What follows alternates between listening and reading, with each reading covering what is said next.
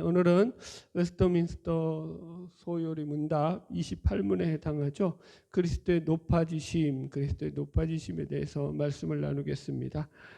우리가 신론으로부터 해서 이제 전체 숲을 보면은 신론으로 해서 인간론, 기독론, 구원론 지금 이 순서대로 나가고 있죠. 그래서 이 기독론 가운데 우리가 지금 이제 내용들을 살피고 있죠. 그게 이제 21문에서 28문까지고요.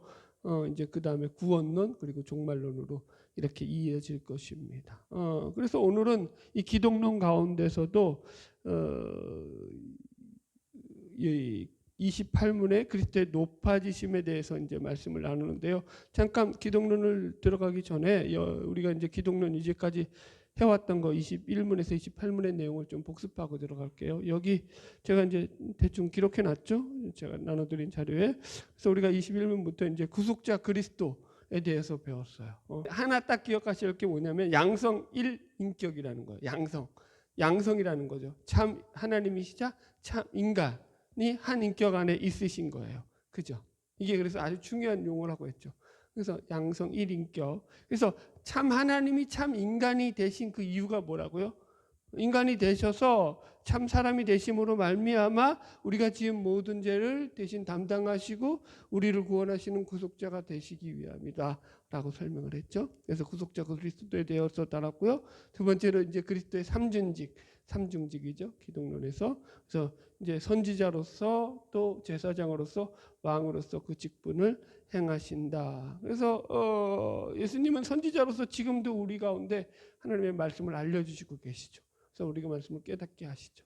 또 지금도 예수님께서는 제사장으로서 우리를 위해서 친히 중보하고 계시며 우리를 위로하시고 왕으로서 우리를 다스리시고 통치하실 뿐만 아니라 우리의 대적 원수를 정복하시고 물리쳐 주시죠. 우리가 이런 내용들을 갖다가 다뤘고요. 그리고 이제 세 번째 주제가 그리스도의 낮아지심과 높아지심이라고 했어요. 이 그리스도의 낮아지심과 높아지심은 그리스도의 이 삼중직을 행할 때에 이 직분을 행하는 그리스도의 상태를 나타내는 거라고 했죠. 그게 이제 이 직분을 행하시는 상태가 낮아지심과 높아지심 두 상태 속에서 그 직을 행하신다라고 했죠. 그래서 지난주에 우리가 이제 낮아지심에 대해서 말씀을 나눴죠. 그래서 그분이 낮아지심으로 말미암아서 이런 거죠. 그의 낮아지심을 통해서 친히 이 땅 가운데 육신을 가지고 오셔서 이 땅 가운데 우리가 겪어야 될 모든 비참과 저주와 하나님의 진노와 그죠? 죽음을 다 친히 우리 대신 경험하심으로 우리가 그 모든 우리의 비참함과 저주로부터 자유롭게 될 수 있었다라는 게 지난주에 살핀 내용이었고요. 이제 오늘 살필 내용은 그리스도의 높아지심에 대해서 이제 구체적으로 나누려고 해요. 그게 이제 여기 보면 이제 부활하심, 그 다음에 이제 재림하심, 승천하심, 그 다음에 이제 재림과 심판주로 오심, 그 이제 이런 거죠. 자, 28문을 같이 읽고 답을 읽어보겠습니다. 제 28문, 그리스도의 높아지심은 무엇입니까? 그리스도의 높아지심은 사흘 만에 죽은 자들 가운데서 다시 살아나시고 하늘로 올라가시고 하나님 아버지 우편에 앉으시고 그리고 마지막 날에 세상을 심판하러 오시는 것입니다. 예, 이렇게 나오죠. 첫 번째, 그래서 1번 부활하심이에요. 사흘 만에 죽은 자들 가운데서 다시 살아나시고 그리스도의 높아지심 1번이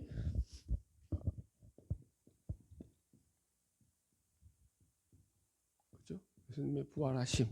이건 우리가 너무나 잘 알고 있죠. 그래서 부활의 몸은 영광스럽고 썩지 않으며 신령한 몸이다. 그리스도의 죽음과 장래는 그래서 소망이 있다라고 제가 정리를 해 놓았어요. 자, 보세요. 이런 말이 있죠. 인생의 시간이 이 나이만큼 빨리 간다고요. 인간의 속도가 40에는 40km로 가다가 50세가 되면 50km로 달리다가 60세가 되면 60km로 그러니까 이제 80, 70 넘어가신 분들은 이제 7, 80 엄청나게 빨리 달리는 거죠. 여러분들. 제가 TV를 보는데 세상에 이런 일인가요? 거기 보는데 이 연세가 70이 넘으신 분이에요. 80 넘는 분. 이분들이 헬창이라고 하죠. 헬스라는 노인들이야. 남자분들이. 헬스를 해가지고 몸이 이 80인데도 불구하고 넘으셨는데도 몸이 이게 젊은 애들 몸처럼 짱짱한 거예요. 와, 보면서 야, 부럽다 했는데, 여러분 아무리 근육을 키운다 한들 여러분 안 죽나요? 안 늙나요? 아니죠, 여러분들. 때가 되면 다 우리는 하나님이 부르시면 죽음을 맞이해야 되는 거죠. 그래서 어느 인간도 피해갈 수 없는 게 늙음과 죽음. 이건 공평한 거예요, 누구에게나. 그죠? 예. 얼굴 예쁜 거는 소시적 얘기죠, 여러분. 얼굴 보고 사나요? 부부가? 아니죠. 나이 먹으면 그게 아니죠. 그래서 때로는 이 사회에 좋은 영향력을 미치던 사람들이 안타깝게 이제 죽음을 맞이할 때 우리가 참 슬퍼하고 충격을 받는 적이 있잖아요. 우리 정 권사님이 90이 넘으시니까 이제 맨날 하시는 소리가, 아이고 하나님은 뭐 하시나, 나 안 데려가시고 늘 그런 말씀을, 하나님이 왜 나를 안 데려가시는지 모르겠다, 그런 말씀을 하시잖아요. 이제 살을 만큼 사셨다는 거죠. 그러니까 왜 그러시냐면은 이제 몸의 모든 기능들이 떨어지셨잖아요. 기능들이 떨어지시고 이제 생활하시는데 불편하시잖아요. 그러니까 이제 그런 말씀을 하시지만, 그럼에도 불구하고 더 궁극적으로는 그 마음 가운데 정 권사님은 천국에 대한 소망이 있는 거죠. 부활의 소망이 있으니까 죽음에 대해서 그렇게 이제 개의치 않는 거예요. 세상하고 다른 거죠. 하나님을 믿지 않는 자연인들의 삶은요, 죽음에 대해서 두려움과 공포죠. 죽음이 끝이잖아요. 죽음이, 그래서 자신들은 죽음과 함께 소멸될 것이라는 생각 때문에, 여러분, 그러니까 그들에겐 죽음이 비참한 거죠. 그러나 우리 신자들에게는 죽음이 소망이 되는 거죠. 제가 이제 부목사로 큰 교회에서 오래 있다 보니까 제일 많이 치렀던 것 중에 하나가 장례를 많이 치렀어요. 그러면 이제 뭐 벽제장터도 많이 가고 이렇게 이제 장례를 치러 화장터라든가 이런 데 가서 이 장례식을 치르고 화장장에서 화장을 하고 그러면은요, 그때 믿는 자와 믿지 않는 자들을 보면은요, 확연히 다르다고요. 확연히 달라요. 믿는 자들의 죽음은요, 언제나 그 안에서 뭐가 있을까요? 담대함이라고 표현할까요? 담담하기라고 표현할까요? 오히려 이제 기쁨이 보일 정도로 그들의 모습 속에서는 소망이 있죠. 제가 이전에 있던 교회에서도 이제 우리 신권사님이라고, 그분도 연세가 꽤 드셨는데 이제 아내분이 고생하시다가 이제 요양원에서 이제 좀 장기간 이제 누워 계시다가 이제 소천하셨어요. 돌아가셨는데 장례를 치러 드리는데 권사님이 그러셔요. 목사님 괜찮아요. 괜찮아요. 이 세상에서 이렇게 고생했지만 이제 천국에 갔는데요. 뭐 천국에 가면 이제 편히 쉴 텐데요. 나도 이제 곧 뒤따라 가겠는데요. 뭐 그러면서 갑자기 그 권사님의 얼굴이 떠오르고 생각이 나네요. 그러면서 이제 그 장례식장에서 이제 화장터에서 화장을 하면서 그렇게 오히려 저 목사인 저를 위로하시고 용기를 불어넣어 주셨던 그런 기억이 납니다. 여러분, 우리 믿는 신자들에게는 부활의 소망이 있기 때문에 죽음도 두렵지 않은 거죠. 할렐루야. 두 번째 고린도전서 15장을 통해서 본 부활의 사실들이라고 해가지고 제가 이제 이 부활의 중요한 사실들에 대해서 사도 바울이 증언하고 있는 것을 몇 가지로 정리해 봤어요. 첫 번째 뭐냐면은 뿌린 씨가 죽으면 살아나듯 육신도 죽은 후에 부활이 있다라는 거예요. 그죠? 여기 고린도전서 15장 35절로 36절 우리 한번 성경을 찾고 읽어볼까요? 고린도전서 15장 35절로 36절 같이 읽어봅시다. 시작. 누가 묻기를 죽은 자들이 어떻게 다시 살아나며 어떠한 몸으로 오느냐 하리니 어리석은 자여 내가 뿌리는 씨가 죽지 않으면 살아나지 못하겠고. 여기 보면은 이제 이 말은요, 사도 바울이 그 당시 부활에 대해서 회의적인 시각을 가지고 있던 헬레니즘적인 이원론에 대해서 지금 배격하면서 그 반박하는 그런 이제 부활에 대한 신앙을 갖다가 전하는 내용이거든요. 그러니까 이 헬레니즘적인 이원론의 오해가 뭐냐면, 이 헬레니즘 철학은요, 물질과 정신을 이분화해서 나눴다고요. 그래서 정신 세계는 선한 세계고 물질 세계는 악한 세계다라고 나눴다라는 거예요. 그래서 부활은 이제 보세요. 이게 이 헬레니즘 문화뿐만 아니라 모든 종교 속에서 이런 게 있죠. 우리 기독교를 제외한 죽고 난 뒤에는 그 죽음을 어떻게 부활을 한다라는 것을 어떻게 생각하냐면 이 몸으로부터의 해탈, 몸으로부터 벗어남 쪽으로 생각했다고. 그래서 불교는 해탈이라고 말하죠. 그죠? 그러니까 이 악한 물질 세계로부터 벗어나는 것이 이제 어떤 이 구원이고 이 이데아의 세계다라고 생각했는데, 이제 바울은 그런 것에 대해서 지금 바로 잡아주는 거죠. 왜냐하면 이런 사상들이 고린도 교회에도 그 당시 스며들어 와가지고 지금 35절에도 보면은 누가 묻기를 죽은 자들이 어떻게 살며 어떻게 어떠한 몸으로 오느냐. 그러니까 부활이 어디 있어? 몸으로 다시 살 바야 뭐하러 다시 살겠냐? 몸이 약한데 라고 하면서 이제 이 몸의 부활에 대해서 솔직히 말하면 비아냥거린다고 표현할까요? 그렇게 이제 비판을 한 거에 대해서 바울이 이제 거기에 대해서 생각을 바로 잡아주는 거죠. 부활은 그런 것이 아니라는 거예요. 이 다시 귀찮고 방해받고 속박받는 그런 육체를 뒤집어 쓰는 것이 아니다라는 거예요. 새로운 몸으로 다시 살아나는 것이다. 그래서 그걸 씨가 가진 생명력을 가지고 설명을 하죠. 두 번째 읽어봅시다. 2번, 씨를 뿌리면 장래의 형체가 주어지듯 육신에도 장래의 영화로운 형체가 주어진다. 예, 여기 36절로 8절까지 읽읍시다. 시작. 어리석은 자여, 내가 뿌리는 씨가 죽지 않으면 살아나지 못하겠고, 또 내가 뿌리는 것은 장래 형체를 뿌리는 것이 아니요 다만 말이나 다른 것의 알맹이 뿐이로되, 하나님이 그 뜻대로 그에게 형체를 주시되 각 종자에게 그 형체를 주셨느니라. 예, 그러니까 하나님이 각 종류대로 각 그 종자에게 형체를 주셨다라는 거예요. 그래서 씨가 가진 생명력을 가지고 바울은 지금 설명을 하죠.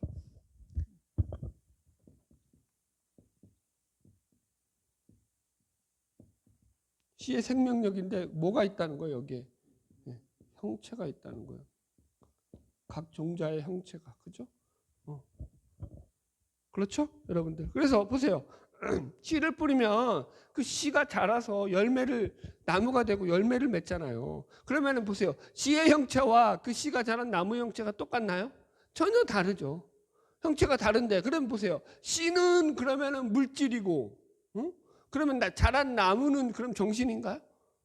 아니죠. 둘 다 뭐예요? 둘 다 물질이에요. 각각 그런데 형체가 달라지는 것 뿐이죠. 지금 그 얘기하는 거예요. 그러니까 완전히 이 씨가 자라서 열매 맺는 나무가 되었을 때 형체가 다르지 않더냐. 그럼에도 불구하고 그것은 같은 유전자에서 한 종자로부터 나온 한 씨가 아니더냐. 이 얘기하는 거예요. 우리의 부활하는 몸도 그렇게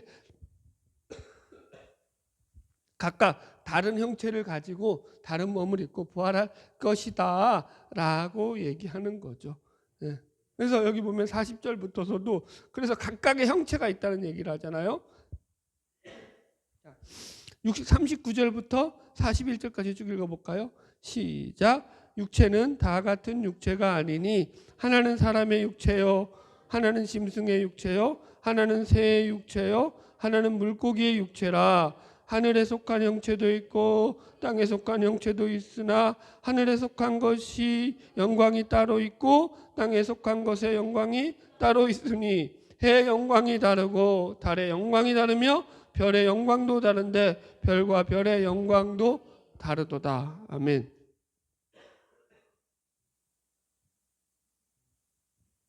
예. 각각 형체가 있고 그 형체마다 그 영광이 다르다라고 얘기하고 있죠. 그죠? 그러니까 왜 이걸 그러니까 이렇게 이 설명을 하냐면 그 형체라고 해서 그게 다 나쁜 것이 아니다. 형체가 있는 물질이라고 해서 그게 다 나쁘지 않다. 우리는 그러니까 이 잘못된 헬레니즘이죠. 이원론이죠. 물질이 나쁘다라고 물질계가 선하지 않다라고 생각하는 거에 대해서 벗어나야 한다라는 거예요. 보세요. 하늘에 속했다라는 것이 영적이기만 하나요? 네? 우리가 늘 조심해야 돼요. 물질은 없나? 천국에 물질이 있나요? 없나요? 천국에 물질이 걔가 존재해요? 안 존재해요? 당연히 존재하죠. 우리가 입은 새 몸, 그죠? 새 몸은 물질로 이루어져 있어요? 안 이루어져 있어요? 물질로 이루어져 있다고요. 그 몸도. 우리 육신의 몸과 다른 몸이라고요. 왜 몸이라고 표현하고 있죠? 물질로 이루어져 있다라는 거예요. 그래서 몸이라고 표현한다고요. 소마. 이해하시겠죠? 거기 영적인 것만 있지 않다고요. 천국에 가서. 그래서 제가 이제 빈약한 비유지만 이렇게 비유하잖아요. 저는 천국에 가면 이 땅 가운데서 못 해본 것들 다 해볼 작정이라고. 한 피아노를 한 100만 년 정도 해가지고 그 정도 치면 마스터 되겠죠? 기타도 한 1000만 년 정도 치고 트럼펫 한 100만 년 불어보고 축구도 한 500만 년 정도 차면은 뭐 마라도나나 뭐 메시보다 더 잘 차겠죠? 아닌가요? 탁월한 건가? 뭐 이런 식의 비유를 하잖아요. 제가 빈약하지만 무슨 얘기예요? 그 천국에는요, 여러분 영적인 것만 이루어져 있지 않다고요. 우리가 이 땅 가운데서 보세요. 100년도 못 사는 우리 이 땅에 이 지구도 이렇게 아름답게 만드신 하나님이 왜 천국에 영원히 살아야 되는데, 그게 물질이 주는 기쁨이 있어요, 없어요? 자연이 주는 기쁨이 있어요, 없어요? 애들은요, 뭘 모르죠? 자연이 주는 기쁨을 몰라요. 어디 여행 가잖아요. 아이들은요, 그거 자연을 보고 감동이 없죠. 그죠? 애들은 뭐만 보죠? 거기서 뭘 맛있는 거 먹었는지, 뭘 놀러 다니는 놀이기구를 탔는지 여기에만 관심이 있죠. 어른들은요, 여행 가면은요, 뭘 보죠? 자연을 보죠. 경치를 보죠. 거기서 오는 감동을 느끼죠. 이해 가시죠? 무슨 말인지? 그러니까 이게 이 하늘에 속했다라고 해서 이게 영적이지만 않다. 이거 잘 기억해야 돼요. 그러나 여러분, 우리가 변화될 새 몸이 어떤 몸인지에 대해서는 성경에서 정확하게 이런 몸이다라고 나와 있지 않아요. 그래서 우리가 이런 새 몸을 입을 거라 정도로까지만 추측할 수 있고, 그 영광이 남다르다라는 것 정도로 추측할 수 있죠. 자, 세 번째. 또 그래서 부활하기 전에 몸의 상태와 부활한 후의 몸의 상태에 대한 네 가지 대조를 이루고 있죠. 여기 첫 번째가 썩을 것으로 신고 썩지 아니할 것으로 다시 산다는 거예요. 그 첫 번째가 뭐라고요? 썩을 것에서 썩지 않을 것. 그죠? 이게 이제 새 몸에 대한 이야기죠. 자, 42절 읽어볼까요? 시작. 죽은 자의 부활도 그와 같으니 썩을 것으로 심고 썩지 않을 것으로 다시 살며. 자, 보세요. 여기서 이 썩을 것으로 심고 썩지 아니할 것으로 다시 산다고 했어요. 썩을 것은 뭐죠? 그러면 우리가 육신을 가지고 살아가는 이 땅의 육신의 우리 모습, 이 유기적인 우리 생명을 가진 이 우리 육신, 이게 썩을 것이죠. 이건 죽으면 그냥 썩어 없어지는 거죠. 그러나 새 몸은 어떤 몸이라고요? 썩지 않을 몸이다라고 이야기한다고요. 그러니까 영원히 하늘나라에서 그 영생을 누리며 살아가기에 부족함이 없는 몸, 물질인데, 이게 그러니까 이게 신비죠. 우리는 물질이면 보세요. 웬만하면 다 썩어요, 안 썩어요? 물질계는. 그런데 또 안 썩는 것도 있는 거. 플라스틱 보면은 거의 안 썩지 않나요? 썩나요? 몰라요. 내가 플라스틱 썩는지 안 썩는지 모르겠는데. 그러니까 얼마나 기가 막혀요. 물질인데 영원히 썩지 않는다는 거예요. 물질로만 이루어져 있지 않다라는 거죠. 그러니까 거기에 이 우리가 가질 몸은 신기하죠, 여러분들. 두 번째, 역된 것으로 신고 영광스러운 것으로 다시 산다. 안 쓸게요. 43절 시작. 욕된 것으로 심고 영광스러운 것으로 다시 살아나며. 자, 보세요. 왜 욕된 것이 나오고 영광스러운 것이 나올까요?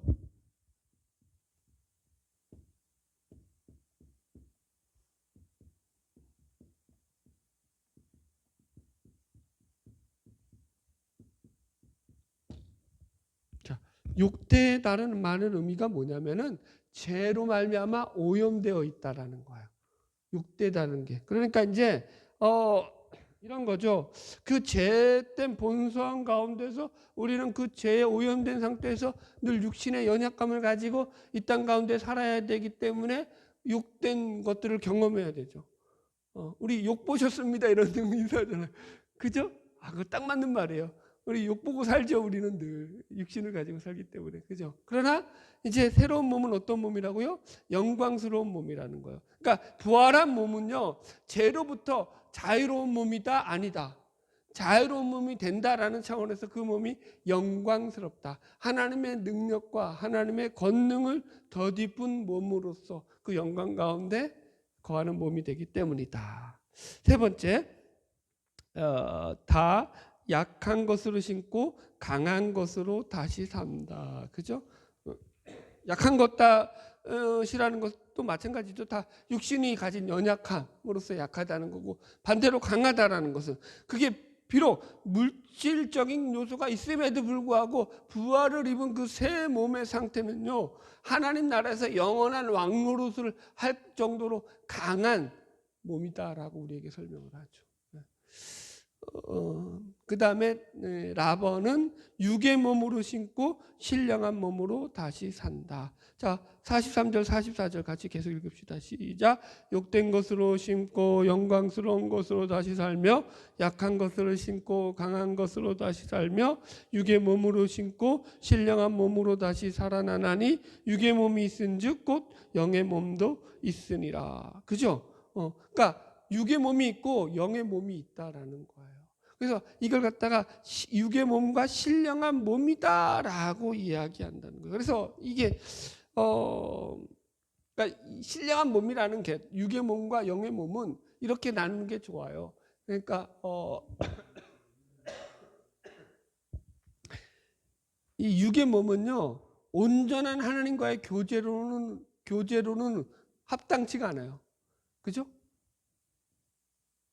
이해 가셨나요? 무슨 말인지. 보세요. 출애굽기 보면은 이스라엘 백성들이 시내산에서 십계명을 받을 때 하나님의 음성을 듣잖아요. 그죠? 하늘에서 이제 벼락과 천둥같이 막 우레같이 하나님의 음성을 들을 때 사람들이 뭐라 그래요? 하나님의 음성을 듣고는 모세에게 모세야 그만하게 했어. 우리가 하나님의 음성을 듣고 살인간이 어디 있느냐? 우리가 한 번만 더 들었다면 다 죽게 생겼다.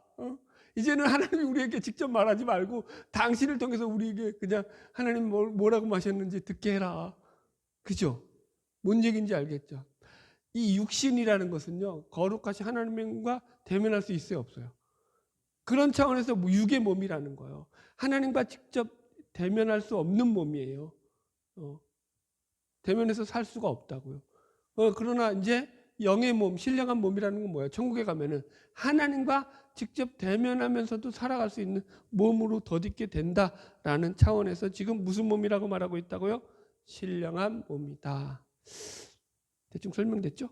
네, 넘어갈게요. 4번, 하늘에 속한 이의 형상을 입는다. 그래서 고린도전서 15장 49절 넘어갈게요. 49절 시작. 우리가 흙에 속한 자의 형상을 입은 것 같이 또한 하늘에 속한 이의 형상을 입는다. 자, 이게 참 재밌어요. 그러니까 하늘에 속한 이의 형상을 입는다. 하늘에 속한 이가 누구예요? 지금 여기서 말하는 게 예수 그리스도를 말하는 거예요. 그러니까 한 구절 더 찾아줄게요. 여기 써놨죠. 빌립보서 그냥 읽읍시다. 3장 20절로 21절 시작. 오직 우리의 시민권은 하늘에 있는지라 거기로서 구원하는 자 곧 주 예수 그리스도를 기다리노니 그가 만물을 자기에게 복종하실 수 있는 자의 역사로 우리의 낮은 몸을 자기의 영광의 몸의 형체와 같이 병케 하시리라. 예수 그리스도가 어떻게 하신다고요? 우리를 부활 시에 우리의 몸을 우리의 낮은 몸을 자기의 영광의 몸의 형체와 같이 변하게 해주신다라고 얘기한다고요. 빌립보서 3장 21절에서 이해하셨죠? 그래서 하늘에 속한 이와 같이 우리의 몸의 형체가 변화된다. 얼마나 고마워요. 감사해요. 여러분들. 이게 좀 비유가 좀 저렴하긴 한데 여러분 보세요. 이 잘생긴 부모 밑에서는요, 자식들이 잘생긴 부모가 나오잖아요. 표현이 좀 저렴해서 죄송해요. 뭐예요? 우월한 유전자의 그죠? 그거죠. 유전자의 혜택이죠. 그러니까 그건 이제 타고난 거잖아요. 얼마나 좋아요. 그거 잘생긴 얼굴로 태어나면.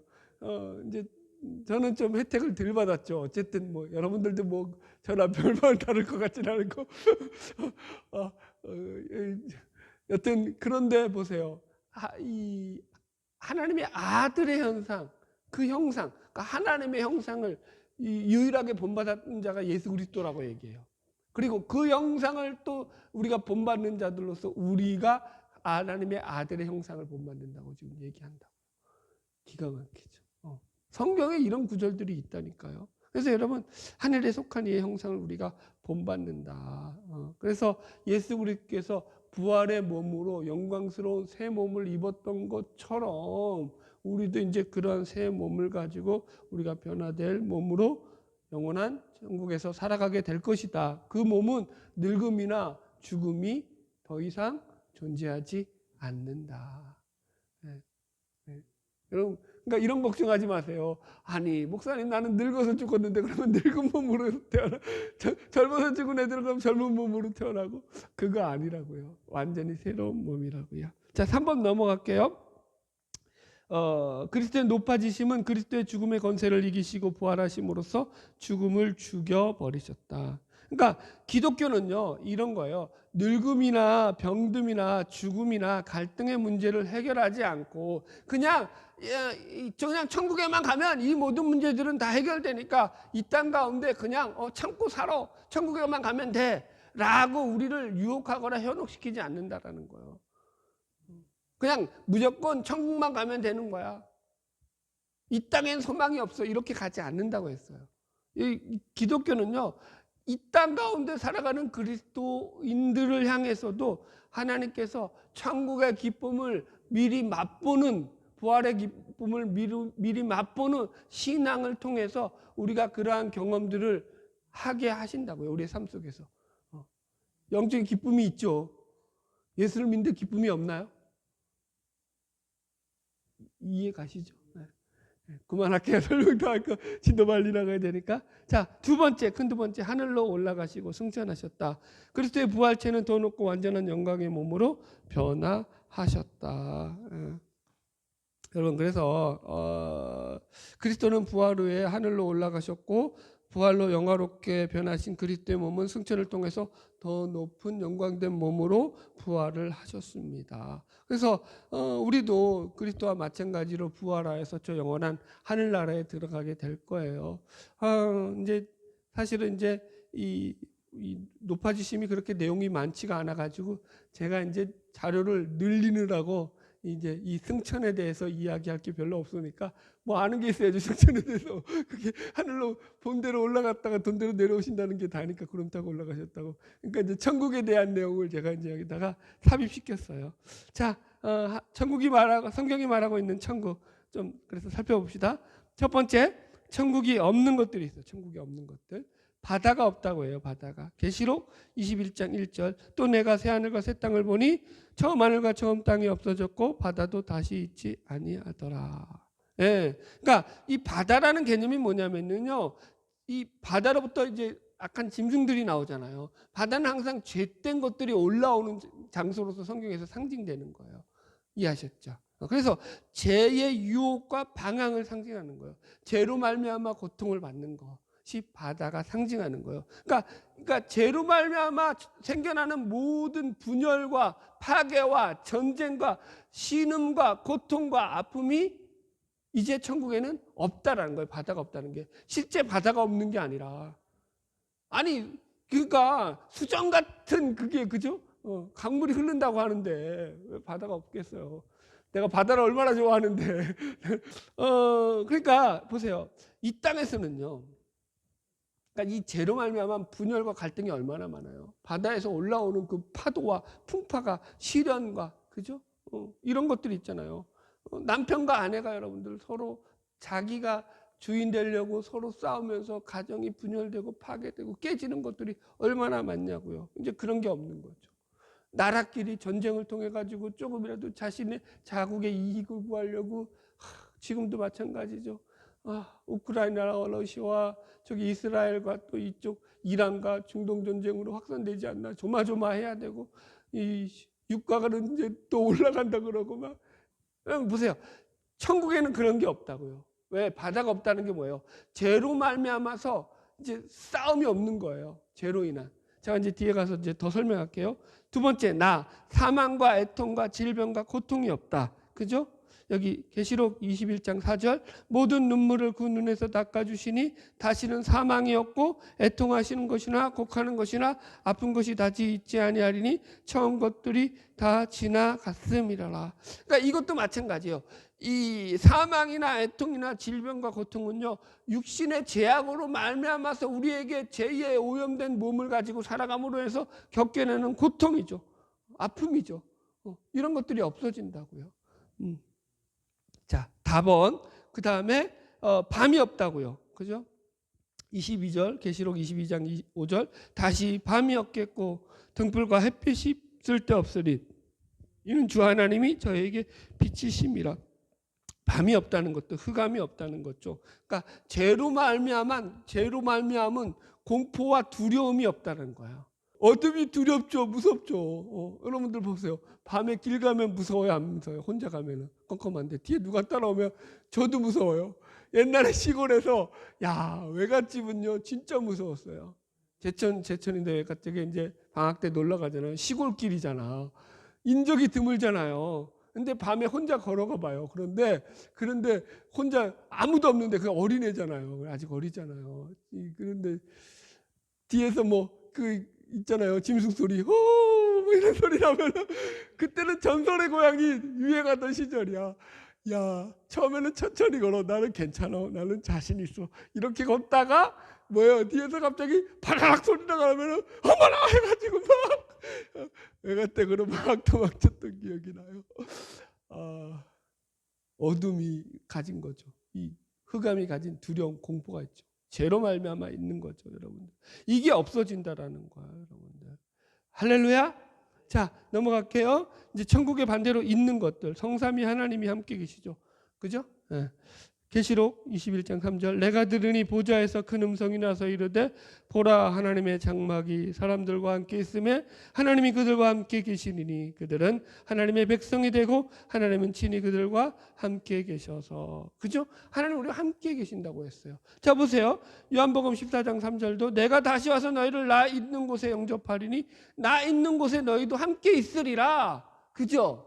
강도에게도 십자가에서 죽은 그 강도에게도 뭐라고 말씀하셨죠? 네가 오늘 나와 함께 낙원에 있으리라. 주님이 함께 있는다고요. 하나님이 함께 있는 곳이라고 천국은. 할렐루야. 두 번째, 아름다운 도성이 있다고요. 하나님 도성이라고 표현하는 것은 하나님의 통치가 이루어진다는 개념이, 하나님의 다스리심이. 그러니까 나라가 이제 세상 나라하고 다른 거예요. 읽어드릴게요. 계시록 21장 10절 성령으로 나를 내리고 크고 높은 산으로 올라가 하나님께로부터 하늘에서 내려오는 거룩한 성 새 예루살렘을 보이니. 그래서 우리 찬송가에도 있잖아요. 새 예루살렘 거룩하신 성. 그죠? 그러니까 이 예루살렘 성, 우리가 거할 새로운 이 성이라는 거죠. 이 도성이 있다라는 거예요, 여러분들. 그러니까 하나님의 다스림, 하나님의 나라에서 하나님의 통치 가운데서, 그러니까 세상의 통치에서 당하는, 우리가 보세요. 세상 나라는요, 아무리 완벽한 통치자가 서더라도 백성들의 고통과 아픔이 있어요, 없어요? 우리가 대통령을 세울 때마다 하는 고민이 뭐죠? 제발 사고만 안 쳤으면 좋겠다. 늘 그런. 여러분 보세요. 옛날에는 조선시대 고려시대는요, 왕 때문에 고생을 했죠. 그죠? 지금은요, 대통령 때문에 고생을 하고. 그거 아니에요, 백성들이? 세 번째가 뭐냐면은 우리가 거할 아름다운 처소가 있다는 거예요. 각자에게 예비된 처소죠. 여기 요한복음 14장 1절 2절 너희는 마음에 근심하지 말라. 하나님을 믿으니 또 나를 믿으라. 내 아버지 집에 거할 곳이 많도다. 그러니까 하나님 우리의 거처를 만들어 주신다는 거예요. 이게 여러분 참 중요한 포인트예요. 제가 왜 이걸 얘기하냐면요. 자, 보세요. 설명해 볼게요. 각자에게 예비된 처소가 있다라는 거예요. 자, 이제 이걸 이렇게 설명해 볼게요. 여러분, 제가 오늘 우리 막둥이한테 물었어요. 야, 막둥아, 우리가 천국에 가면은 경제 활동을 하고 살까, 안 하고 살까? 천국에는 돈이 있을까, 없을까? 물었어요. 얘가 대답을 잘했어요. 안 하겠지? 라고 천국에서는 경제 활동을 할 이유가 없어요. 이 세상에 사는 동안에 보세요. 이게 지금 보세요. 거할 처소를 많이 예비하신다는 거예요. 그러니까 천국에 가면은 아파트가 남아돈다는 거예요. 아파트를 굳이 돈 주고 사야 될 이유가 없는 거죠. 이해하시겠어요? 무슨 말인지. 먹고 마시고 입고 하는 것을 대해서 경제 활동을 통해 가지고 우리가 먹고 마시고 입고 해야 되는 그런 일들에서 수고함으로 돈을 벌어서 그런 일들을 해야 될 이유가 없는 거예요. 그 나라에서는. 그게 이 땅에서 죄로 말미암아 이 땅이 그 저주받아서, 그죠? 너희들이 수고하고 땀을 흘려야지 열매를 맺고 결실을 맺을 것이다 라는 말씀 때문에 우리가 이런 경제활동을 해야 되고, 그래서 더 돈을 가지려고 하고 더 탐욕적이 되고 물질을 가진 데가 더 가지려고 하는 이런 세상의 제약으로 인해서 많은 이들이 고통을 당하는 것이 세상 나라죠. 하나님 나라는요, 그 고통이 이제 없다라는 거예요. 먹고 마실 것 걱정하지 않으셔도 돼요. 그래, 보세요. 이런 인간이 있다고 합시다. 나는 천국에 가서도, 우리 한국 사람은 그러고는 않겠죠. 한국에 이제 그 부동산 업자 기독교인이 천국에 간 거야. 나는 천국에 가서도 땅 투기를 해야겠는데요. 그게 내 유일한 낙인데요. 하나님이 어떻게 하실까요? 넌 여기 오지 마라. 너 여기 오면 물 흐린다. 안 집어넣어 주시겠죠. 무슨 표현인지 이해하시겠어요? 그러니까 천국이 우리가 생각하는 것보다 훨씬 더 여러분들 우리의 마음에 들 거예요. 여러분들 좀 이 땅에서 좀 힘들더라도 잘 이기며 살아가는 저 여러분 되기를 주님의 이름으로 축복합니다. 네. 우리가 죽으면요 어떻게 될까요, 여러분들? 우리 물론 죽으면 장례를 치르고 장사를 지내겠죠. 육신은 썩어 없어지겠죠. 그러나 여러분, 우리가 죽는 순간 우리의 영혼은요 주님 품에 안기는 거예요. 이거 잘 아셔야 돼요. 예수님께서 십자가에서 만난 그 강도에게 죽은 그 순간에 뭐라고 말했다고요? 오늘 네가 나와 함께 낙원에 있을 거야. 내일도 아니고 모레도 아니고. 이해하시겠어요? 그러니까 죽는 그 순간에 여러분, 이게 몸이 부활해 가지고 연옥에 있다가 뭐 이제 카톨릭처럼 그러니까 이 연옥에 가서 줄 서서 대기하다가 낙원에 들어가고 이런 거 아니라고요. 우리는 예수를 믿으면 예수님과 함께 죽는 그 순간에 부활해서 그분과 낙원에 함께 있게 된다고요. 이게 성경적인 거예요, 여러분들. 그러니까 죽으면 그 영혼이 주님께로 가는 거예요. 아멘? 네. 그래서 물론 새 몸을 입는 순간은 늦게 오겠죠.